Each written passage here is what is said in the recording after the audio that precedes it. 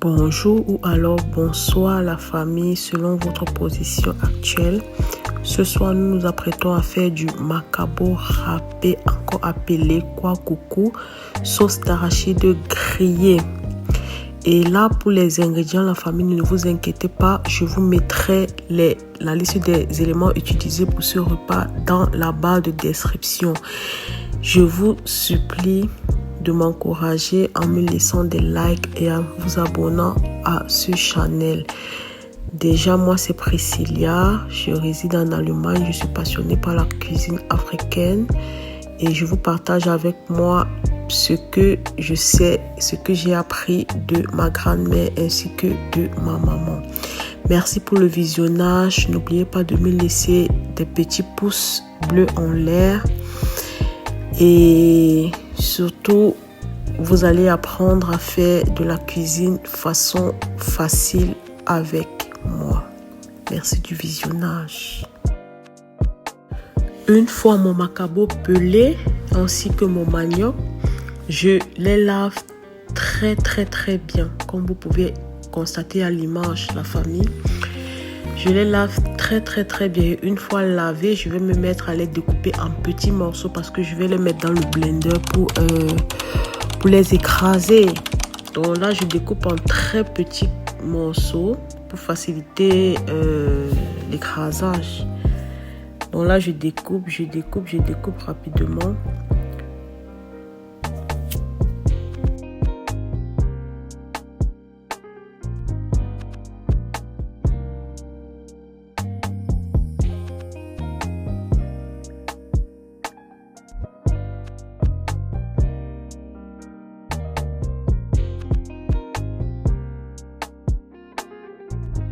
Une fois terminé là, comme vous pouvez voir à l'image, je branche mon mixeur et je mets une petite quantité avec de l'eau.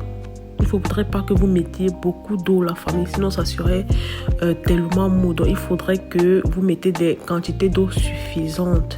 Là, j'ai pas mesuré, comme vous voyez, mais je faisais juste à l'œil parce que je suis habituée. Et là, je me mets à écraser ma pâte jusqu'à ce qu'elle soit bien cuite. Comme vous voyez là, bien cuite. Je transvase dans mon petit mortier. Et je rajoute encore les quantités. Je les écrase très cuites. Je tiens à préciser que ce soit le manioc ou le macabo. Et déjà là, le manioc, c'est pour rendre la pâte, que la pâte doit tirer en fait. Donc c'est pour ça que j'utilise le manioc, parce que je n'avais plus de manioc en farine, donc j'ai utilisé le manioc en tubercule.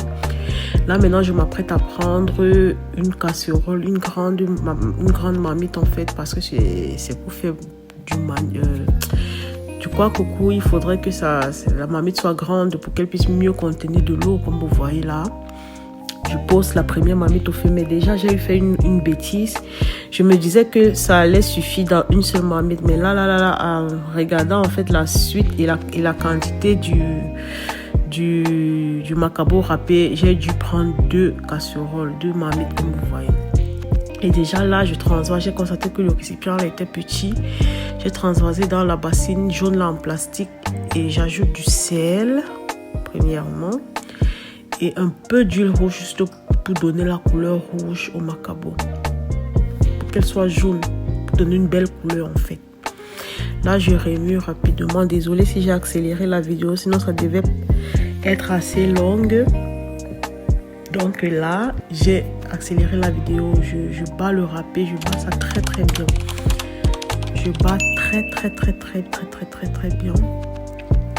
Et déjà la famille, si vous êtes arrivé à ce niveau de la vidéo, s'il vous plaît, n'hésitez pas de me laisser des cœurs en commentaire ou de donner vos appréciations. Là, j'ai goûté le sel, si le sel suffisait et j'en ai à rajouter.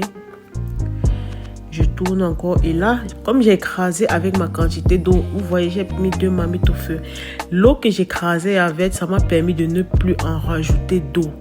Si c'est que vous voulez cuisiner ça et que vous avez un bon blender, vous écrasez sans mettre de l'eau, il faudra rajouter avec de l'eau tiède. Donc moi, en écrasant, j'utilisais de l'eau tiède. Là, j'en sache.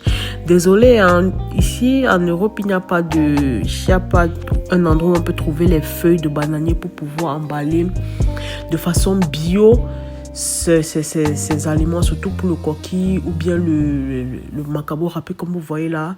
Je n'avais pas la possibilité, donc du coup j'ai utilisé des sachets plastiques, donc déjà désolé. Donc j'ai fait 8 boules, ce qui me fait 2 repas. 2 repas dont première casserole c'est pour manger aujourd'hui et l'autre casserole, une fois que le repas sera refroidi, je vais les congeler pour un prochain repas. Là, je nettoyais déjà mes récipients que j'ai utilisés. Moi, j'ai dit toujours travailler de façon propre et ranger la famille. Ça évite d'avoir trop de travail à la fin de la cuisine et nous permettre d'avoir un temps de repos prolongé, vous voyez. Et les repas comme ça, moi, je fais très souvent le week-end. Très souvent le samedi ou le vendredi quand je rentre tôt du travail ou bien de l'école, je cuisine. Là, je m'apprêtais à faire du poisson. J'ai dit je faisais avec du poisson maquereau. Mais j'avais encore le reste de dinde au frais. Et bon, à la fin, j'ai mis la dinde dans mon assiette. Mais sinon, j'ai cuisiné avec du poisson fumé et du maquereau comme vous voyez là à l'image. Là, je vous montrais qu'il y a certaines dames qui ne savent pas enlever, qui n'aiment pas, je ne sais pas si c'est difficile. Je vous montrais comment retirer l'arrêt sur le maquereau là au milieu. Là déjà je classais pour que l'eau du poisson quitte rapidement. Et là je vais après aller les faire frire. Donc là ici à l'image j'étais en train de faire les condiments pour la sauce. J'ai juste pris de tomates, d'oignons, un peu de ginger et d'ail. Donc j'ai pas compliqué. J'ai dit je fais de façon grande mais et le piment je n'en mets pas parce que les enfants eux ils mangent aussi. Donc du coup, quand c'est un peu piquant là, ils abandonnent. Quand c'est piquant, ils abandonnent. Donc du coup, je préfère cuisiner sans piment. Mais je boute déjà le piment au préalable et je mets au frais.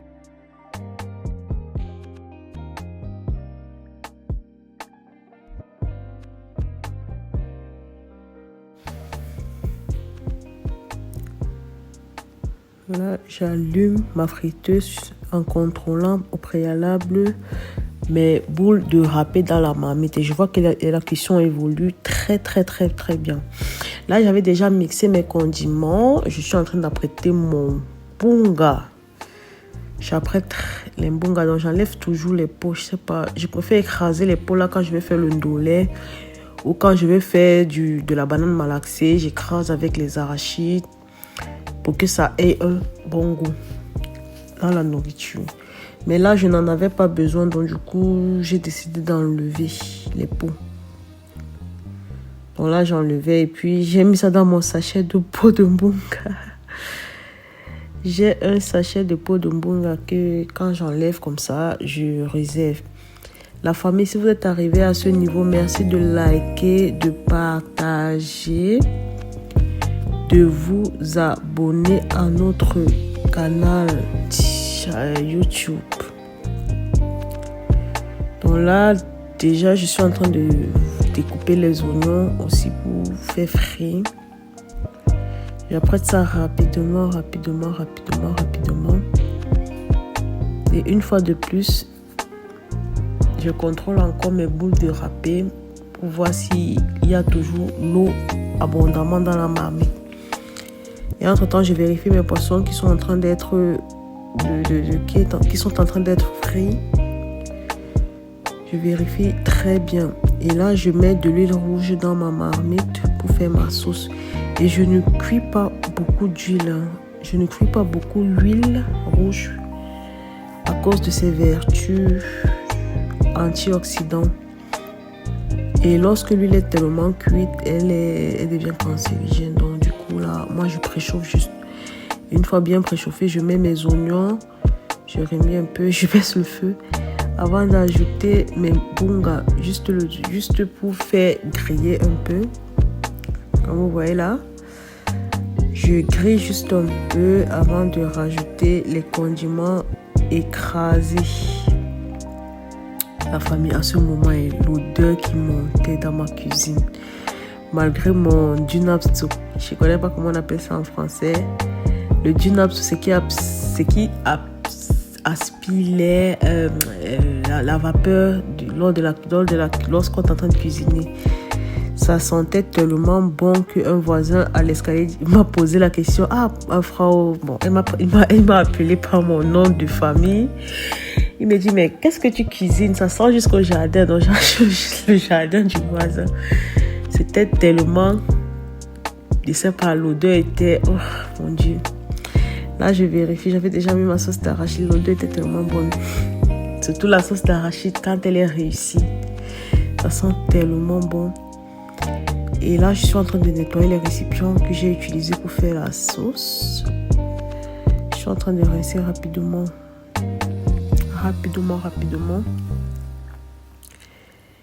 Et après, je vais aller vérifier ma sauce au feu. Parce que là, il ne faudrait pas qu'elle soit trop lourde ou bien trop liquide. Je nettoie rapidement. Comme vous voyez, la famille, je sais pas, toujours être propre quand on cuisine. Je m'avais contrôlé ma sauce. Ouais, j'ai ajouté un peu de sel parce que le sel ne suffisait pas. Je cuisine sans cube, la famille, désolée. Je cuisine sans cube.